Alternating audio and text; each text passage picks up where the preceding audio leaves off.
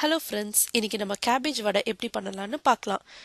இதுக்கு பருப்பு ஊற வைக்க வேண்டாம், அரைக்க வேண்டாம், இன்ஸ்டண்ட்டாக நம்ம எப்படி வடை பண்ணலான்னு பார்க்கலாம்.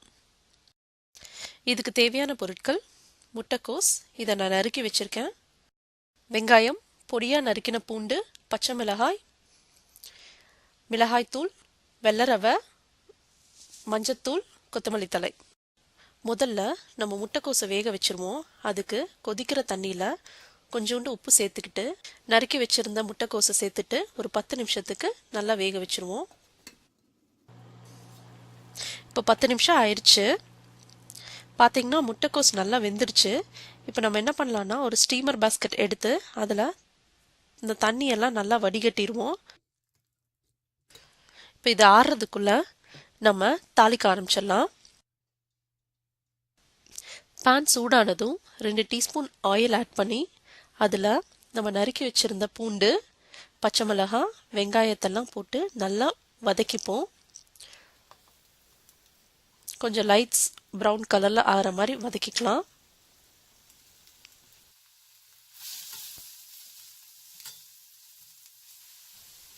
இதுக்கு தேவையான உப்பு ஆட் பண்ணிப்போம். ஆட் பண்ணிவிட்டு நல்லா வதக்கிட்டு இப்போ பார்த்தீங்கன்னா நல்லா பொன்னிறமாக ஆயிடுச்சு. நம்ம எடுத்துடுவோம். இதை வேக வச்ச முட்டைக்கோஸோட நம்ம சேர்த்துப்போம். சேர்த்துட்டு அதோட மிளகாய்த்தூள், மஞ்சத்தூள், கொத்தமல்லி தழை, இதுக்கு தேவையான உப்பு. இப்போ ரவையை சேர்த்துப்போம். அது பார்த்தீங்கன்னா கொஞ்சம் கொஞ்சமாக சேர்த்துக்கலாம். மிக்ஸ் பண்ணிவிட்டு அதுக்கப்புறம் தேவைன்னா மட்டும் எக்ஸ்ட்ராவாக சேர்த்துக்கிட்டா போதும். நல்லா பிசைஞ்சுக்கலாம். இப்போ பார்த்தீங்கன்னா இன்னும் கொஞ்சம் ரவை ஆட் பண்ணிக்கிறேன். இன்னும் நல்லா கெட்டியான பதத்துக்கு வேணும். அப்போ தான் நம்மளால் வடை மாதிரி தட்டி போட முடியும்.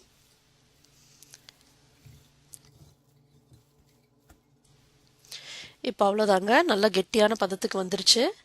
இப்போ இதிலிருந்து நம்ம சின்ன சின்னதாக உருண்டை எடுத்து அதை வடை மாதிரி தட்டி வச்சிடலாம்.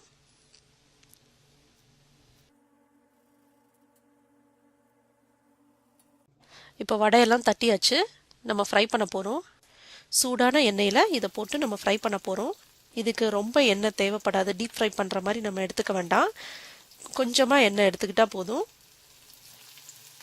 ஒரு 2 நிமிஷம் ஆனதும் நம்ம வடையை திருப்பி போட்டுருவோம். இன்னொரு பக்கமும் நல்லா வேகட்டும். இப்போ பார்த்தீங்கன்னா 2 சைடும் நல்லா வெந்துருச்சு. நம்ம வடையை எடுத்துருவோம். அவ்வளோதாங்க, ஈஸியான சுவையான கேபேஜ் வடை ரெடி. ட்ரை பண்ணி பாருங்கள்.